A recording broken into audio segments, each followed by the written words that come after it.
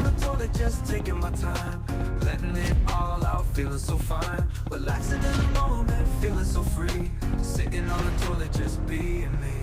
Got my thoughts flowing like the water in the bowl, reflecting on my day, setting new goals, feeling so peaceful in my own zone, sitting on the toilet, just feeling at home, sitting on the toilet, just taking my time, letting it.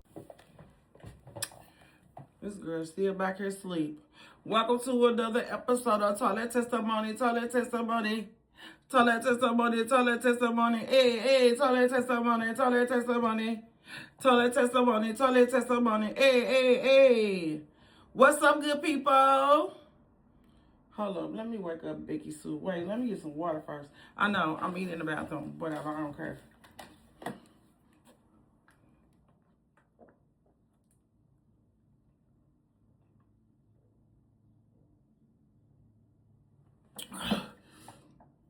Oh, shit.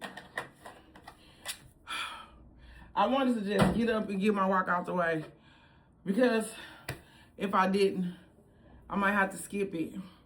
And I don't want to have to skip it because, like I said, I'm trying to get on a routine, and it's kind of hard. I'm not going to lie. It's kind of hard, but I'm not going to program my brain to think it's hard. I'm just going to say it's just got to be done. Because it makes my life easier. Now,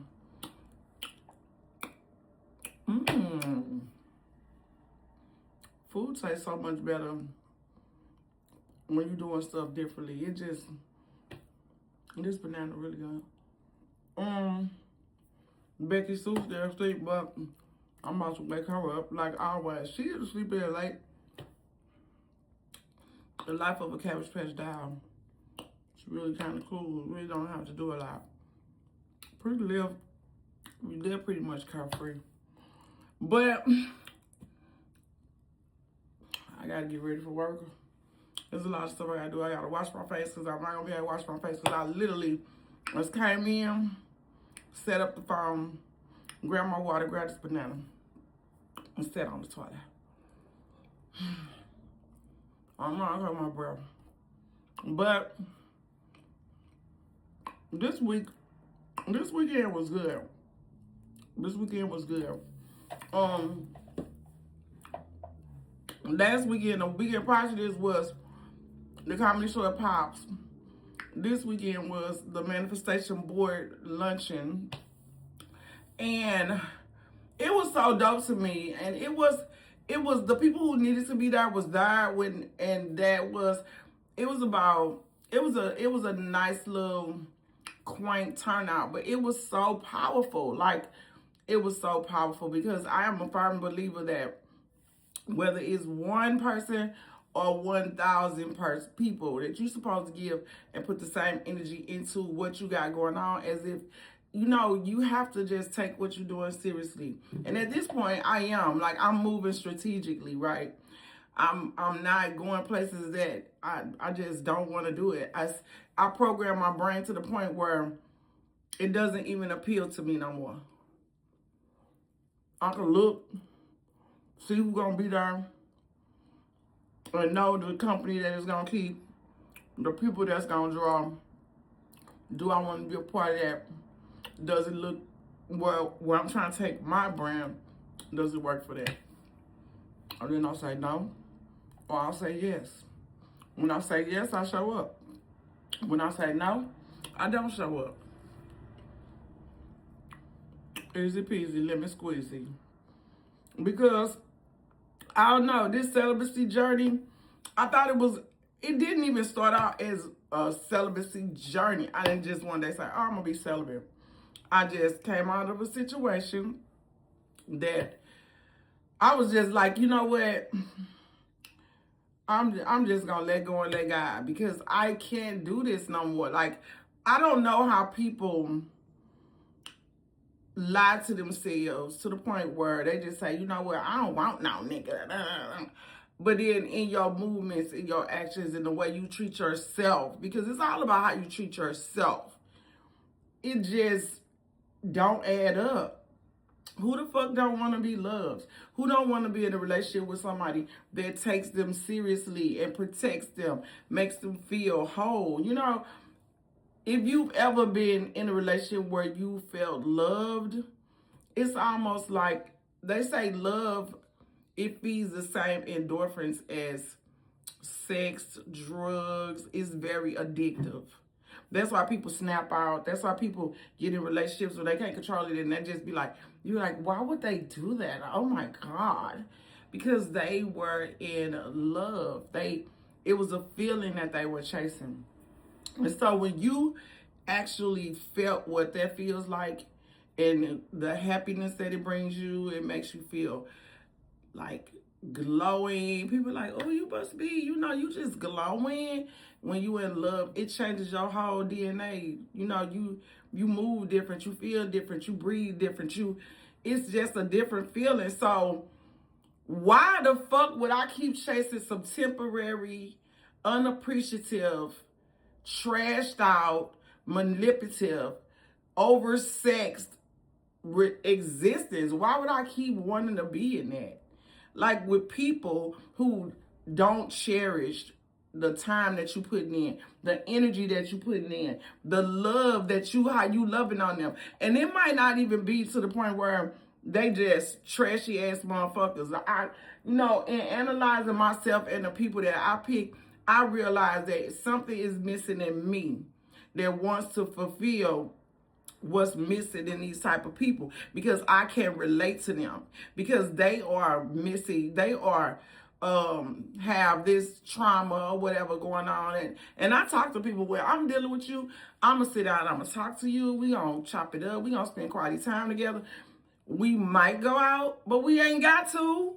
It's cool. I'm very okay with getting to know the person that I'm dealing with and picking their brain. It can't really be no other way, because I want to know you. I want to know how you feel about your mama, how you feel about, how you feel about your upbringing. What were the things that made you happy? What were the things that made you sad? Like, I'm interested in those things because I just want to know you. I mean, we going to be dealing with each other, spending time together. Why wouldn't I want to know you? And that's one thing that I can say. Like, my son was talking to this girl, right? And no, my son was talking to this girl, and my son was talking to the guy that he married, okay? And I was just like, he was talking to me about my son, and I just kept saying, you don't even know my son. And she was talking to me about my son, and I was like, you don't even know my son. Like, have you taken the time to get to know him? 90% of conversations would be non-existent if you just take time to get to know the person you dating. You won't have to ask, well, why you doing that? Why you being weird? Well, if you know him, you know why he's being weird. If you know her, you know why she's being weird. And in talking to people who relationships last a long, long time, they go through their ups and downs and they trials and tribulations, but the core of their relationship is they know each other, they love each other, love holds them together because they know they are two imperfect people. So if you're dealing with a person who really don't know themselves, then how can you get to know them? They're going to feed you this facade, this person that they want you to think that they are, because the person that they really are, they kind of really don't like that person in real life. They really don't like that person. So they're going to feed you the person that they want you to meet. This is the person I want you to meet, and I'm going to tell you who this person is. This person is blah, blah, blah, blah, blah, blah. But I'm a person that I'm going to see past all that, and I'm going to really just be like, And I don't have a lot of distractions. Like, I have always been a people watcher, a person who watches people. I am very interested in how people move. I could just go sit in the park and just watch people. I could just sit in my car and just watch people. I find people interesting, especially when you see them moving in their comfortability in their natural habitat. It's very interesting to watch. So if you look past what people tell you, then you will get to know the person behind the mask. And one thing about me, once I learned the person behind the mask, at first I didn't really take time to get to know people. It was certain things when I was younger, like super young. It was like, if you did this and you did that, if you did this and we vibed, and then I like you, you know what I'm saying? But it's so much deeper than that. But I had to learn to go deeper in myself. I had to learn what type of person I was. See, I thought I was this hardcore motherfucker, didn't give a fuck about shit. But shit, these niggas, man, I'm the polar opposite. That was my defense mechanism. That was what I used to be able to survive. See, now I'm no longer in survival mode. I'm no longer in survival mode. I don't do things to survive. I do things to prosper. I move to move in elevation. I do things to elevate. So therefore, I'm no longer in survival mode. So I can be my authentic self. If you've been like looking at my videos and stuff, that's why I can sit down and talk to you like this. You know what I'm saying? I don't gotta have no eyelashes, no makeup, no. I don't gotta do all that, bro, because this is who I am. If you was with me and you woke up in the morning, this is who you gonna see. I know men like women with makeup, and y'all visual, and we are emotional, and I know all that. But at the end of the day, if we plan on being together for any considerable amount of time, whether you are my friend or my husband or my boyfriend or business partner, at some point, this is who you're going to see. So, I mean, what's the fucking big problem, bro? What's the big problem? What's the problem? I'm coming to you in my rawest form as I sit on this toilet and drink water and eat a banana.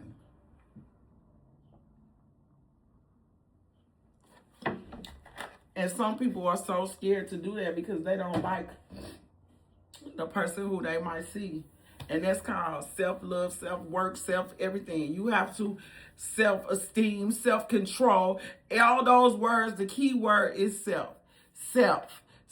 It's up to you to have esteem, to know what you are. Self-love. The manifestation luncheon, the theme was self-love, which I loved, because if you don't love yourself, mama, if you don't love yourself, papa, I mean, what the fuck can anybody bring to that to make that any better?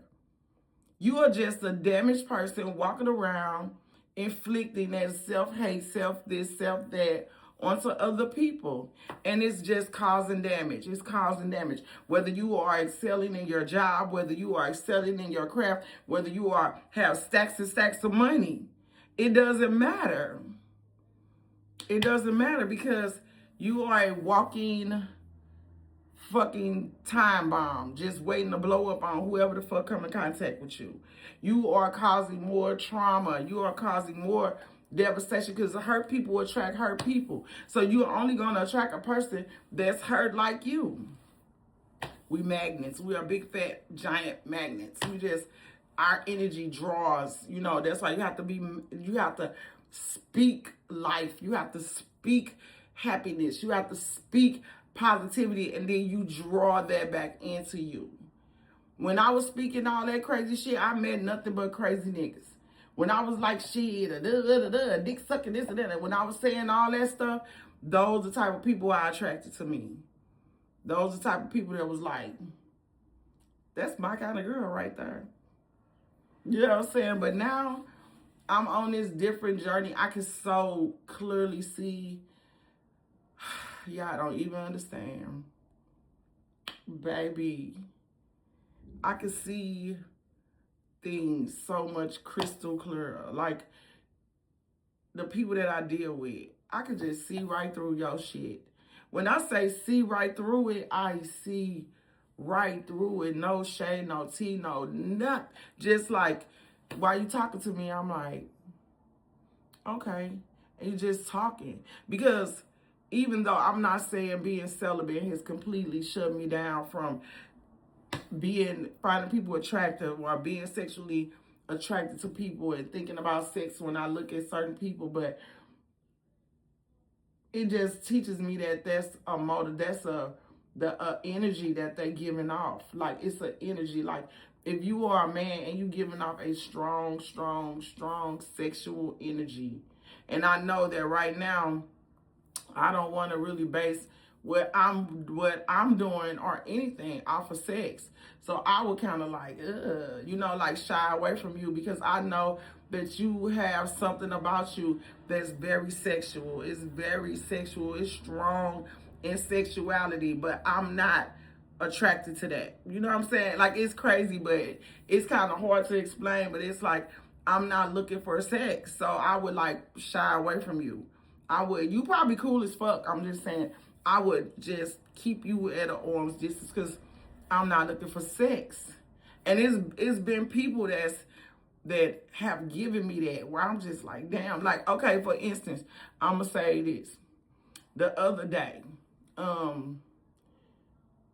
somebody jumped in my inbox on TikTok, like probably maybe a week ago.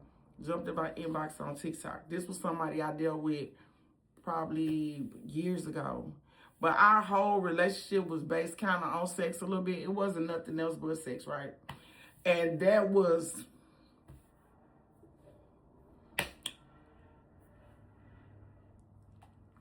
yeah. But I was like, I don't know why you jumping in my inbox. And he was like, I need to see you. And I was like, what you need to see me for?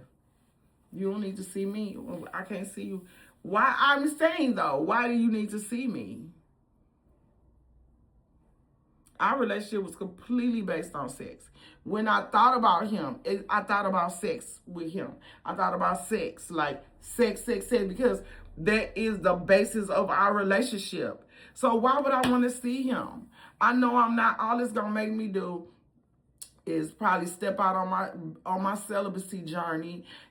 I was like, you don't want nothing from me. You know what I'm saying? He got a whole wife. What the fuck, what? Why entertain that when I know that is not part of where I'm at right now? You make me think about sex. I think about having sex with you back in the day. I think about, and that's not where I'm at. When I move forward, I think past the sex, what do we bring to the table for each other? You don't bring nothing to the table for me.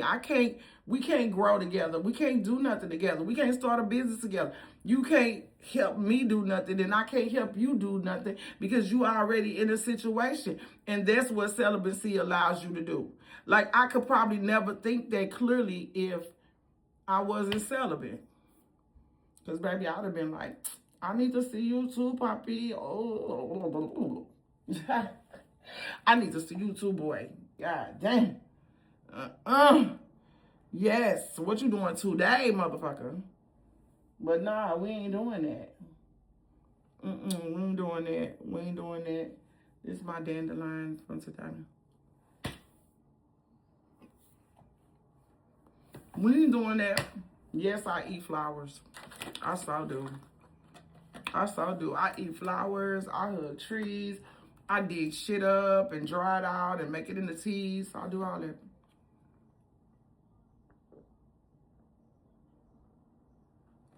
Because all this is a part of self-love too. But, so, I went over to my friend's house last night. I'm sure. And, I really don't know a lot about my dad, because I'm learning, this is a part of self-love too. You got to know, you got to fill the blanks, because the blanks are important. They are important. Like, when I was a kid, it was a lot of dads walking out on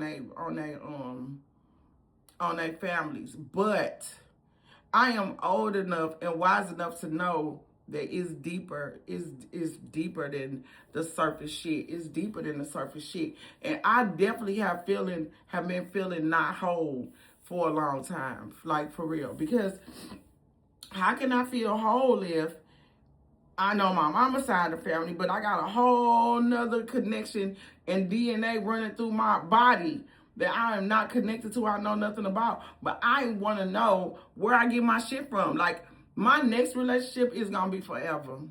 It's going to be forever. I'm telling you, watch. My next relationship will be forever. Because I'm doing the work right now. You have to do the work on your own. You can't come and go get it. I tried that. I tried that. And all I ended up with was, why we can't work out? Why we can't work this out? Why you gotta leave me? Why you leaving me? I love you. What the fuck is that? Abandoned, but that comes from abandonment issues. That comes from my grandmother raising me and my mother kind of being there, but not really there. And then me not having a daddy figure at all. Only my uncle. My uncle was my father figure, but he could only do so much. He's my uncle with his own problem, his own family, I mean. You know what I'm saying? His own family. But I love him for everything that he did for me. He was definitely a strong role model. Very strong. For many people, not just me. We would all go to my uncle's house. He connected our families. That's how I know how to connect families to my family. Because of what my uncle did for me. Like, I got a whole cousin side on my auntie side through marriage that are my real life cousins. And we connected in so many ways. And it was due to two people, my uncle and my auntie. They did that. They did that for us. So family is everything. Family is so important. People be like, fuck family. No. If you work it out with that nigga and keep taking him back, and he ain't even no part connected to you, only to your cootie cat, you can work and build with your family. Family is not perfect, bro. Now, I do believe that boundaries have to be set. Titles. People will hold titles and they will hold them against you and say, I'm your sister. I'm your brother. You can't do this for me. It's rules of engagement to everything. It's rules to this shit all across the board. So, no, you don't let people get over on you. No, you don't let people just use and abuse you and F over you. No, you don't do that. But what you do is allow people to make mistakes, have a conversation, grow, move, like step back, take time, but you allow them, you love them, and you allow them to be perfectly imperfect in the image that God created them, not the image that you think that they should be, like in the image that God created them. See, respect, love, communication, that stuff goes so far. You have to be able to communicate. You have to be able to listen as well as talk.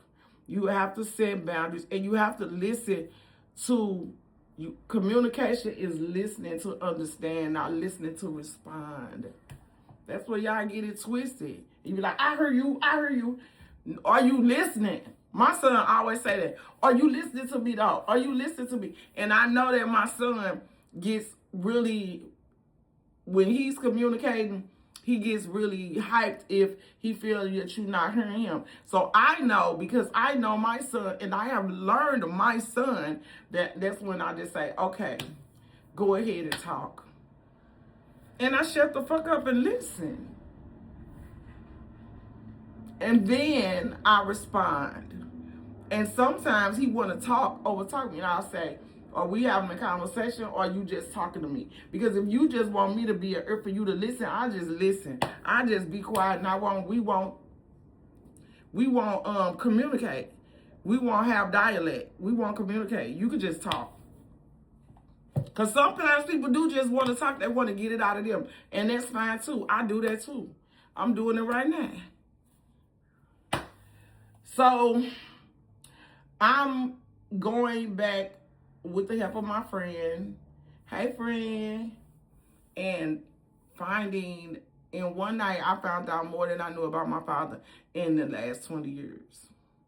And forever, not even the last 20 years, the entirety of my life.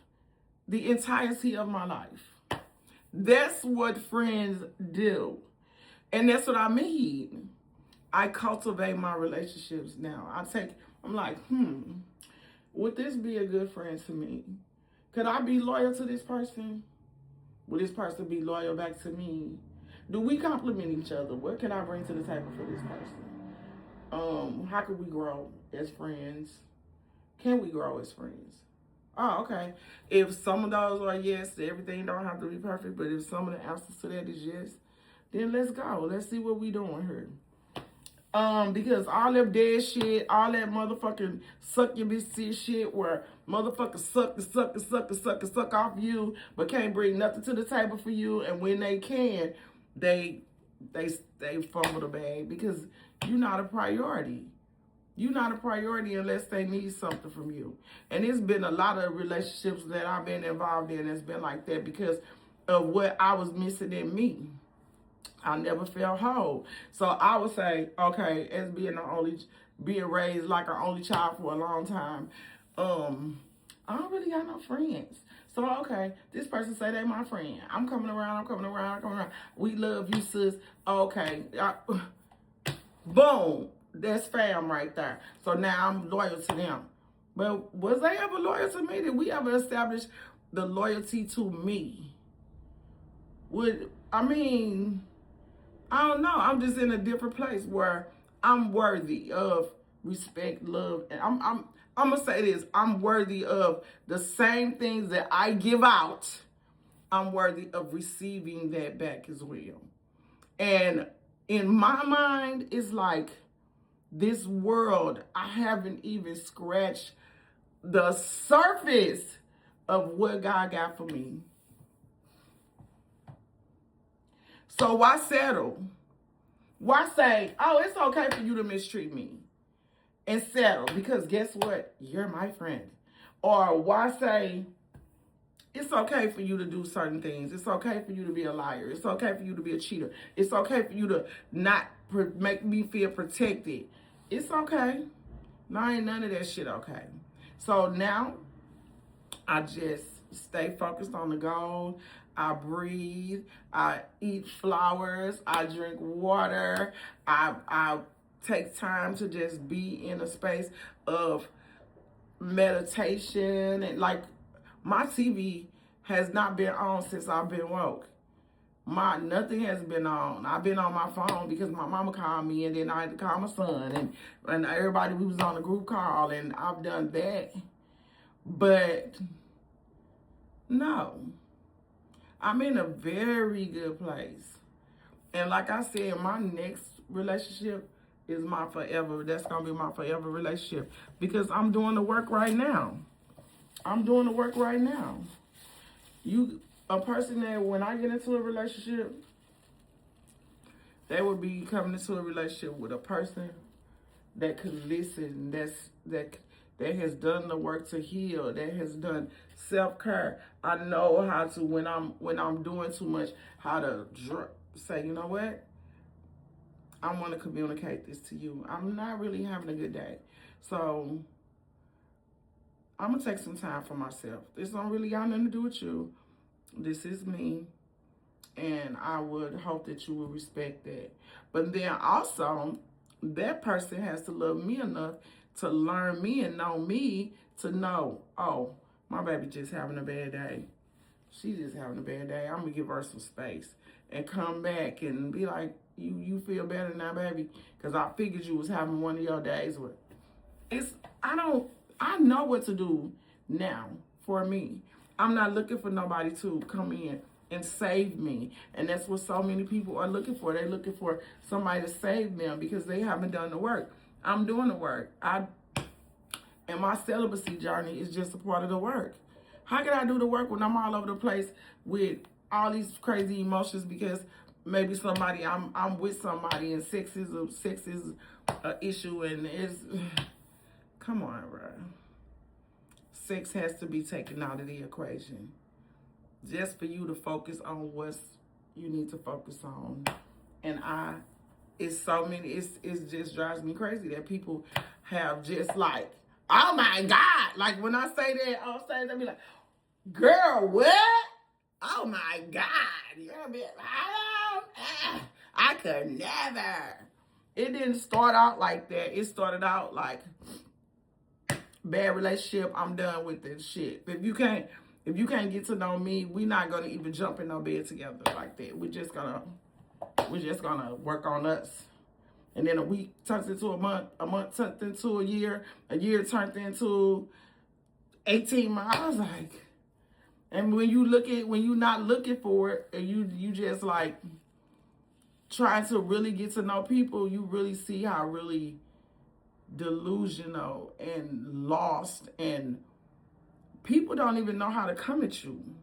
They just like, okay, well, we ain't having sex, because I could just say, well, I'm not doing that, or whatever. We ain't having sex, then what we doing? Or we ain't drinking, what we doing? Or we not saying I don't drink. We have to really communicate. Oh, fuck. You different. You too much work. Anyway, I'm going back over here with Dot Ella that's twerking and jumping on top of cars. And I'm like, okay, see you later, and we still cool? You just ain't nobody that I need to take serious. You just over there. And it's fine. You can still be over there. It don't matter. You saved me a bunch of headache. I'm not mad. Why would I fucking be mad that I'm not your type of girl? Because I'm not out here playing. I'm investing time, money, and effort into stuff. And I don't want to watch it go up in smoke. And that's what I watch so many people do that. Invest in all this shit, and then they get in the wrong relationship, and all that shit go up in smoke. Now they fighting legal fees, in jail, blah, blah, blah, blah, blah, blah. No, I know how to walk the fuck away. And I will walk away. And most importantly, when I'm in a relationship, I don't think with my ass. Do y'all know what that is? When somebody don't think with their ass? I don't think with my ass. Meaning, I know that sex is a feeling.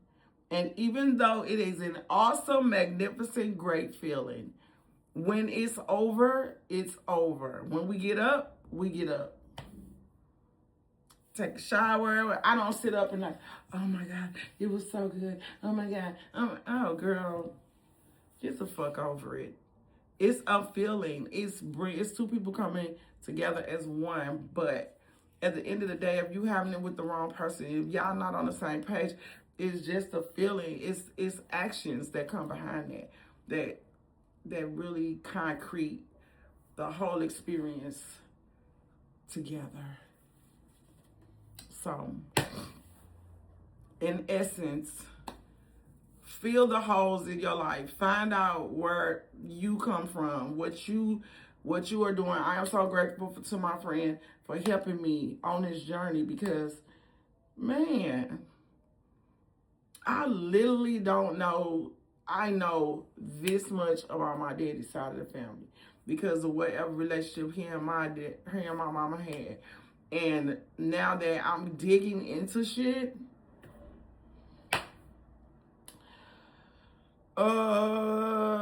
it was a lot going on. It was a lot going on. And I'm not finna drag my mama, because I'm never gonna do that. Because she was 18 when she had me, 19 when she had me. She was young, straight out of high school. Like, I'm never gonna drag my mama. I don't give a fuck about none of that.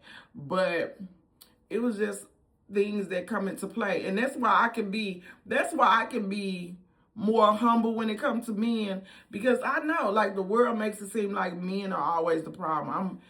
I'm finna get off of here, but they always make it seem like men are the ultimate problem, but it takes two. It takes two. And like I told my mama, I said, even though the relationships with my kids' dad or whatever didn't work out, I still made sure that my kids had what they needed, even though sometimes it was hard for me, okay?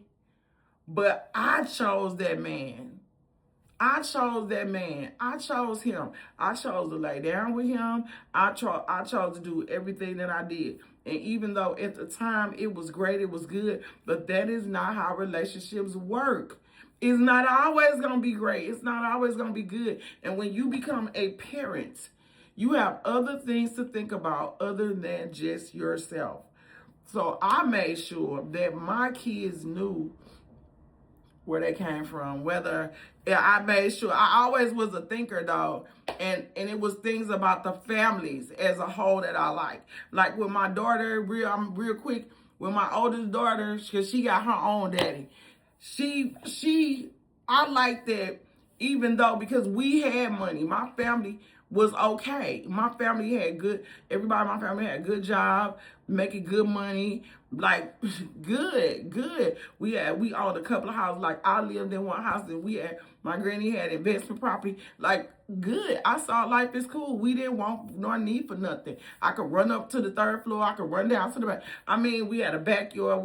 I grew up in a house, not an apartment type shit. Like it was cool. Everything was about money. Everything was about money. Everything was about, all the arguments was money. All the arguments was you this and you that, and I need money and you need money. It was just, I heard it too much. And if you didn't have money, it almost kind of felt like you weren't important. You didn't matter. You know what I'm saying? But with my daughter's daddy family, they loved each other so much. They had so much fun, regardless of the fact that they didn't have money. They was like, they made things work. They made things happen. They stayed together. They was all living in a 2-bedroom little apartment. Like, it didn't matter to me that they didn't have money. What they had that I wanted was love for each other. That I felt like what I saw in my family was a lot of arguments and shit and separation over money. Money is temporary. What the fuck? So I made sure she knew them, even though I elevated, or like I'm not gonna say I elevated, but it was a time where we just didn't see eye to eye. I just didn't want to be with a person kept going to jail, or they got started doing drugs, because we was young when we did that. They started doing drugs and getting off into drugs and shit. And I was like, okay, enough is enough. I no longer want to be a part of this. But I made sure that my daughter, even if I was sitting right there rocking her, knew her daddy, knew her grandmama, knew her people. She knew where the fuck she came from. It's important. My personal beliefs didn't matter when I had her. No, nigga, I don't want to be with you no more, okay? We ain't got nothing. But you finna play with this baby. You finna look at this baby. You finna walk this baby. You finna bounce her on your back. You finna do all that. Grandma, come on, your turn. Look at the baby run. Yep. There she go. Come on back here, little baby. Look, this your family. Yep, this what I did. And I would get into it. I'd grab my baby and go. When she got bigger, I let them keep her on her own. They made sure she was cool. And they loved my baby. Yes. You got to make sure that your people know they people. Quit being selfish. Because if you be selfish, you will grow up with a child that does not feel whole. That has missing pieces. So, love on your family. Be a ear. Be open. You know, work on you. Work on you to get the things that you are outside looking for, because it's always right here in you. It's in you. You are the vessel that God gave to put everything that you missing out in the world.